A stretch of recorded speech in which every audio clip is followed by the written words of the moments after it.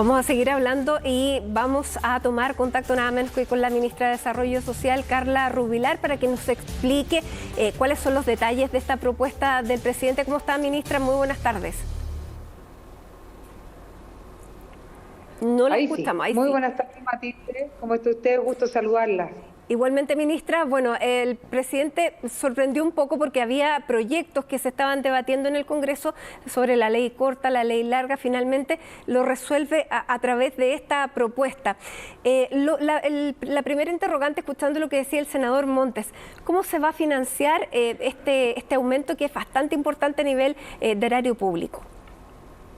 Sí, lo primero es decir que efectivamente esta reforma, que es una pensión garantizada universal, aspira efectivamente a llegar al 90% más vulnerable de las personas mayores, con una pensión que es un piso mínimo garantizado de dignidad que está asociado a la línea de la pobreza, y efectivamente lo que hace es reemplazar el pilar solidario en el cual nosotros ya invertimos socialmente 1.1% del PIB. Eso es lo que nos cuesta la reforma del pilar solidario ahora en régimen todos los años.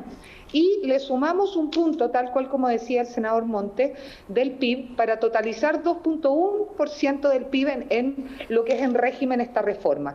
Y ese punto está financiado una parte, la mitad, el 0,5, con lo que se llaman las provisiones que ya se hicieron cuando nosotros ingresamos proyectos de ley corta y ley larga.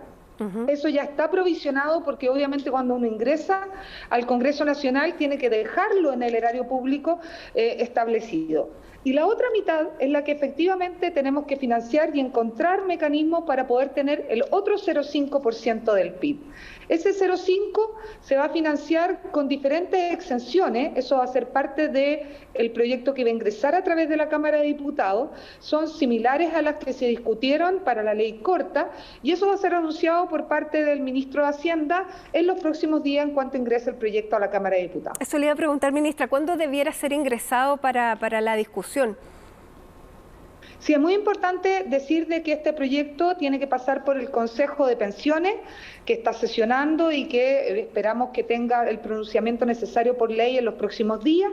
Posteriormente a eso vamos a ingresar, como dijo el ministro Melero, la reforma propiamente tal, la pensión garantizada universal al Senado y toda la tramitación en materia de financiamiento a la Cámara de Diputados a fin de estar tramitando simultáneamente todos los esfuerzos que tenemos que hacer para que esto sea una realidad. Nuestra aspiración... Sí, una duda.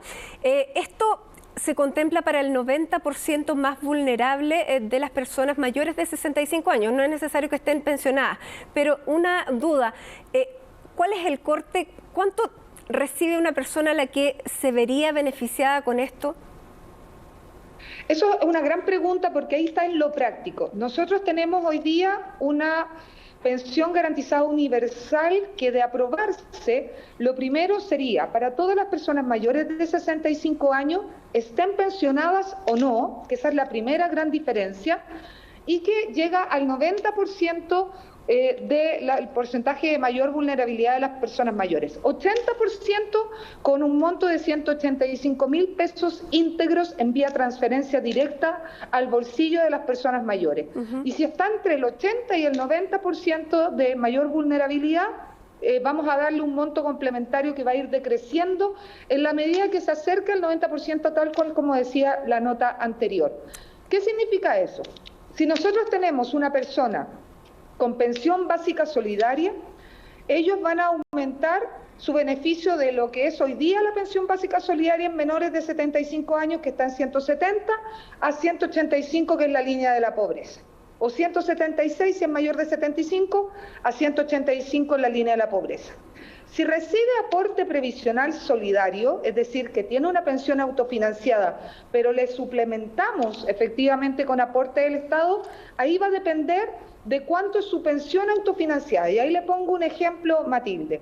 Hoy día nosotros tenemos una persona con 200.000 pesos de pensión autofinanciada y le complementamos con el aporte previsional solidario 108.000 pesos. Esa persona tiene 308.000 pesos de pensión entre lo que pudo tener como pensión con sus ahorros más lo que le aportamos como Estado. Con la PGU, esa persona va a tener 385.000 pesos líquidos de pensión, no 308.000, 385.000 pesos. Y ahí va a ir variando dependiendo de cuánto tiene de pensión autofinanciada y el aporte previsional hoy día. ¿Cuál es la gracia? Que tenemos casos que hoy día no reciben nada. ¿Quiénes son los que hoy día no reciben nada? Una persona mayor de 65 años que no se jubiló. Esa persona que no se jubiló y decidió postergar su jubilación y sigue trabajando, va a recibir igual la pensión garantizada universal.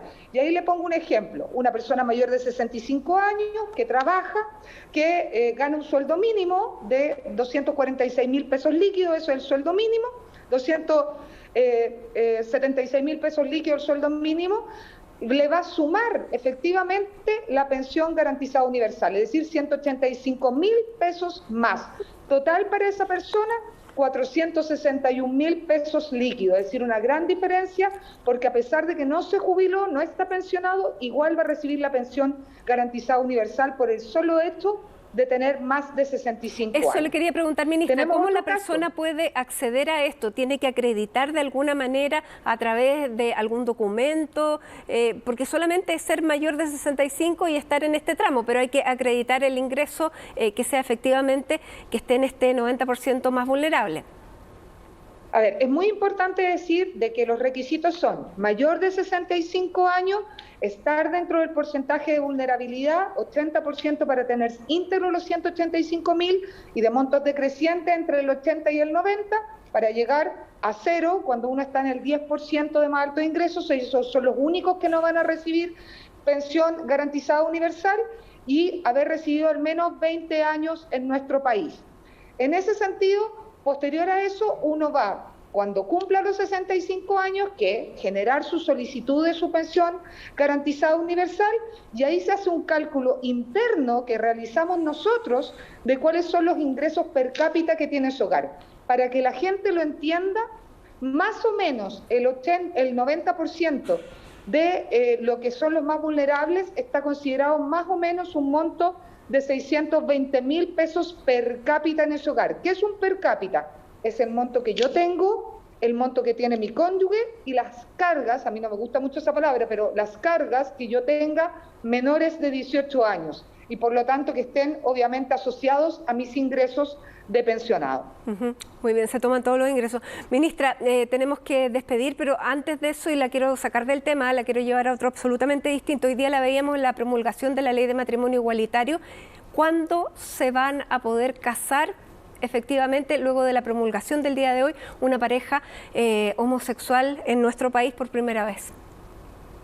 Bueno, efectivamente hoy día tuvimos un gran hito, una hermosa ceremonia en el Palacio de la Moneda liderada por el presidente Piñera. Esta es una ley que nos hace un mejor país, sin duda alguna, sobre todo para nuestros hijos, nuestras hijas.